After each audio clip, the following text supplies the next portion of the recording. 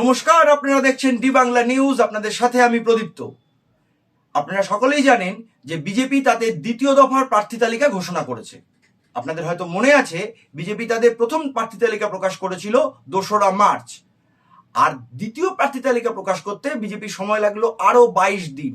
অর্থাৎ বিজেপি দ্বিতীয় প্রার্থী তালিকা প্রকাশ করলো 24শে মার্চ। এতদিন সময় লাগলো বিজেপির, 22 দিন সময় লেগে গেল তালিকা প্রকাশ করতে। এটা নিয়ে অনেকে সন্দেহ প্রকাশ করছেন, কারণ ইতিমধ্যেই আপনারা জানেন শাসক দল তৃণমূল কংগ্রেস প্রবল বিক্রমে তাদের প্রচার অভিযান শুরু করে দিয়েছে, কিন্তু বিজেপি এখনো প্রার্থী তালিকায় ঘোষণা করতে পারছে না। এটা নিয়ে রাজনৈতিক মহলে হাসাহাসিও শুরু হয়েছে। যাই হোক, বিজেপি তাদের দ্বিতীয় প্রার্থী তালিকা প্রকাশ করেছে, আমরা আপনাদের জানাচ্ছি, এবং এরপরে আমরা তুলনামূলক আলোচনায় আসবো তৃণমূল প্রার্থীর সাথে বিজেপির প্রার্থী। প্রথম যে নামটা আমরা দেখছি, জলপাইগুড়িতে দাঁড়িয়েছেন জয়ন্ত রায়। দ্বিতীয় দার্জিলিংয়ে রাজু বিস্ত। তাকে নিয়ে প্রবল বিতর্ক থাকা সত্ত্বেও সেই রাজু বিস্তের ওপরই ভরসা রাখলো বিজেপি। রায়গঞ্জ কার্তিক পাল, জঙ্গিপুর ধনঞ্জয় ঘোষ, কৃষ্ণনগর অমৃতা রায়, ব্যারাকপুর অর্জুন সিং। প্রত্যাশা মতোই সেই অর্জুন সিংকে আবারও প্রার্থী করলো বিজেপি। দমদম শিলভদ্র দত্ত, সেই তৃণমূল থেকে আসা প্রার্থী, সেই তৃণমূল থেকে আসা মানুষকেই বা নেতাকেই প্রার্থী করলো বিজেপি, শিলভদ্র দত্ত। বারাসাত স্বপন মজুমদার, বসিরহাট রেখা পাত্র, মথুরাপুর অশোক পুরকাইত, কলকাতা দক্ষিণ দেবশ্রী চৌধুরী। তাকে রায়গঞ্জ থেকে সুদূর কলকাতা দক্ষিণে উড়িয়ে আনা হলো। কলকাতা উত্তর আবার সেই প্রাক্তন তৃণমূলী তাপস রায়। উলুবেড়িয়া অরুণ উদয় পাল চৌধুরী, শ্রীরামপুর কবির শঙ্কর বসু, আরামবাগ অরূপকান্তি দিগর, তমলুক প্রত্যাশা মতোই প্রাক্তন বিচারপতি অভিজিৎ গঙ্গোপাধ্যায়, মেদিনীপুর অগ্নিমিত্রা পল, বর্ধমান পূর্ব অসীম সরকার, বর্ধমান দুর্গাপুর দিলীপ ঘোষ। অর্থাৎ মেদিনীপুর থেকে দিলীপ ঘোষকে নিয়ে যাওয়া হলো বর্ধমান দুর্গাপুরে। দিলীপ ঘোষ নিজে এক সাক্ষাৎকারে জানিয়েছেন, মেদিনীপুর হলো 100% জেতা সিট, মানে সবচেয়ে শিওর সিট যদি পশ্চিমবঙ্গের কিছু থাকে সেটা হলো মেদিনীপুর। সেখান থেকে তাকে সরিয়ে নিয়ে যাওয়া হলো বর্ধমান দুর্গাপুরে, এমনটাই জানিয়েছেন দিলীপ ঘোষ। এর মধ্যে আরেকটু বলে রাখা ভালো যে বিজেপি প্রথম দফায় যে 20 জন প্রার্থীর নাম ঘোষণা করেছিল, সেই প্রার্থীদের মধ্যে একজন অর্থাৎ আসানসোলের পবন সিং, সেই পবন সিং কিন্তু বাঙালি বিদ্বেষী এবং মূলত বাঙালি নারী বিদ্বেষী মন্তব্যের জন্য এবং গানের জন্য বিখ্যাত ছিলেন। তো সেই বিখ্যাত বা কুখ্যাত পবন সিং তৎক্ষণাৎ নাম প্রত্যাহার করে নেন। সেই আসানসোলে কিন্তু বিজেপি এখন অব্দি নাম ঘোষণা করলো না, অর্থাৎ এখনো 4টে আসনে নাম ঘোষণা করা বাকি রয়ে গেল বিজেপির জন্য। শুধু তাই না, ডায়মন্ড হারবার, যেটা অত্যন্ত গুরুত্বপূর্ণ কেন্দ্র যেখান থেকে অভিষেক বন্দ্যোপাধ্যায় প্রতিদ্বন্দ্বিতা করবেন, সেখানকার প্রার্থীর নামও এখনো ঘোষণা করতে পারলো না বিজেপি। এবার দেখে নেওয়া যাক যে বিজেপি এবং তৃণমূলের মুখোমুখি যে লড়াইটা হচ্ছে, সেই লড়াইটা কোথায় কোথায় হচ্ছে এবং সেই প্রতিটা কেন্দ্র ধরে ধরে কে কার মুখোমুখি দাঁড়াচ্ছেন। প্রথম মথুরাপুরের প্রার্থী বাপি হালদার, অর্থাৎ তৃণমূল কংগ্রেস প্রার্থী। তার মুখোমুখি হচ্ছেন অশোক পুরকাইত বিজেপির। কলকাতা দক্ষিণ তৃণমূল কংগ্রেস প্রার্থী মালা রায়, তার মুখোমুখি দেবশ্রী চৌধুরী বিজেপির প্রার্থী, যাকে বললাম রায়গঞ্জ থেকে উড়িয়ে আনা হয়েছে কলকাতা দক্ষিণে প্রতিদ্বন্দ্বিতা করার জন্য। তৃতীয় কলকাতা উত্তর সুদীপ বন্দ্যোপাধ্যায়, তৃণমূল কংগ্রেস প্রার্থী, তার মুখোমুখি তাপস রায় বিজেপির প্রার্থী। অর্থাৎ এখানেও বর্তমান তৃণমূল এবং সদ্য প্রাক্তন তৃণমূলের মধ্যে লড়াই। উলুবেড়িয়া তৃণমূল প্রার্থী সাজদা আহমেদ, তার মুখোমুখি অরুণ উদয় পাল চৌধুরী বিজেপির প্রার্থী। শ্রীরামপুর তৃণমূল কংগ্রেস প্রার্থী কল্যাণ বন্দ্যোপাধ্যায়, তার মুখোমুখি কবির শঙ্কর বোস। মিতালিবাগ তৃণমূল কংগ্রেস প্রার্থী, বিজেপির প্রার্থী অরূপ কান্তি দিগর, কেন্দ্র আরামবাগ। তমলুক তৃণমূল কংগ্রেস প্রার্থী দেবাংশু ভট্টাচার্য, তার মুখোমুখি প্রাক্তন বিচারপতি অভিজিৎ গঙ্গোপাধ্যায় বিজেপির প্রার্থী। বর্ধমান পূর্ব তৃণমূল কংগ্রেস প্রার্থী শর্মিলা সরকার, তার মুখোমুখি একাধারে গায়ক, কবি, বিধায়ক, তিনি আবার লোকসভারও প্রার্থী হলেন, বিজেপির প্রার্থী অসীম সরকার। বর্ধমান দুর্গাপুর তৃণমূল কংগ্রেস প্রার্থী প্রাক্তন ক্রিকেটার কীর্তি আজাদ, তার মুখোমুখি দিলীপ ঘোষ, যাকে মেদিনীপুর থেকে বর্ধমান দুর্গাপুরে উড়িয়ে আনা হলো। জলপাইগুড়ি তৃণমূল কংগ্রেস প্রার্থী নির্মল চন্দ্র রায়, বিজেপির প্রার্থী জয়ন্ত রায়। দার্জিলিং তৃণমূল কংগ্রেস প্রার্থী গোপাল লামা, বিজেপির প্রার্থী রাজু বিস্তা। মেদিনীপুর তৃণমূল কংগ্রেস প্রার্থী জুন মালিয়া আর বিজেপির প্রার্থী অগ্নিমিত্রা পল। দমদম তৃণমূল কংগ্রেস প্রার্থী অধ্যাপক সৌগত রায়, তার মুখোমুখি প্রাক্তন তৃণমূলী শিলভদ্র দত্ত, যিনি 2021 সালে বিজেপিতে জয়েন করেছিলেন, যাকে বিজেপি এবার প্রার্থী করল দমদম লোকসভা কেন্দ্রের জন্য। কৃষ্ণনগর বহিষ্কৃত তৃণমূল সাংসদ মহুয়া মৈত্রকে আবারও প্রার্থী করল তৃণমূল। মহুয়া মৈত্রর মুখোমুখি হচ্ছেন কৃষ্ণনগর রাজবাড়ির রানীমা অমৃতা রায়। রায়গঞ্জ তৃণমূল প্রার্থী কৃষ্ণ কল্যাণী, বিজেপি প্রার্থী কার্তিক পাল। জঙ্গিপুর তৃণমূল কংগ্রেস প্রার্থী খলিলুর রহমান, বিজেপির প্রার্থী ধনঞ্জয় ঘোষ।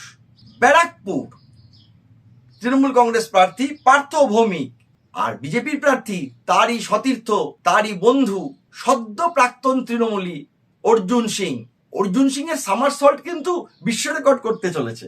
বারাসাত তৃণমূল কংগ্রেস প্রার্থী কাকলি ঘোষ দস্তিদার, বিজেপির প্রার্থী স্বপন মজুমদার।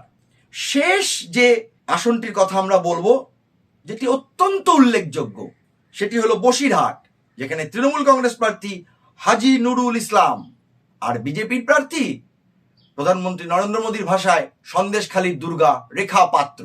এই হলো মোটামুটি বিজেপি যে 19 জনের নাম ঘোষণা করেছে তার সাথে তৃণমূলের তুলনামূলক আলোচনা। এবার দেখা যাক সন্দেশখালীর দুর্গা রেখা পাত্র লোকসভার টিকিট পাওয়ার পরে তার প্রাথমিক প্রতিক্রিয়ায় কি জানালেন। রেখাদি, আপনি সন্দেশখালীর একজন প্রতিবাদী মুখ। বসিরহাট লোকসভায় ভারতীয় জনতা পার্টি আপনাকে প্রার্থী করেছে, কি বলবেন? দেখুন, আমি প্রথমত বলবো মাননীয় নরেন্দ্র মোদীজিকে, ওনাকে অসংখ্য ধন্যবাদ। উনি আমার মতো একজন গ্রাম্য মহিলাকে প্রার্থী করার জন্য আর এই সন্দেশখালী বসিরহাট জেলার মা বোনেদের পাশে দাঁড়ানোর জন্য আমি সর্বদাই ওই মা বোনেদের পাশে থাকবো আর ওনাদের হয়ে আমি প্রতিবাদ করব। দেখুন, আমি যেটা হয়েছি সেটা আমাদের মাননীয় মোদিদির জন্যই হয়েছি। উনি আমার মাথায় হাত রেখেছেন আর ওনার পরে আছেন আমাদের শুভেন্দু অধিকারী দাদা। আমাদের বিপদের সময় আমাদের পাশে দাঁড়িয়েছে। আজকের আমাদের এই আন্দোলনে আমরা কাউকেই আমাদের সাথে পাইনি। আমাদের সাথে একমাত্র এই বিজেপির থেকেই ওনারা দুই ব্যক্তি আমাদের সাহায্যের জন্য হাত বাড়িয়ে দিয়েছিলেন আর ওনারাই আজকের এই ডিসিশন নিয়েছেন, এই সিদ্ধান্ত নিয়ে আজকের আমাকে টিকিট দিয়েছেন। আর এই টিকিট দেওয়ার জন্য আমি আমার সন্দেশখালী এবং 7টা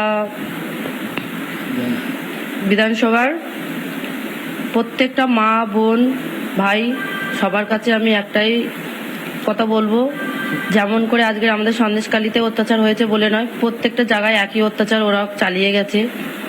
আমরা তার বিরুদ্ধে আমরা এই লড়াইয়ে লড়ছি এবং পথে লেবেছি।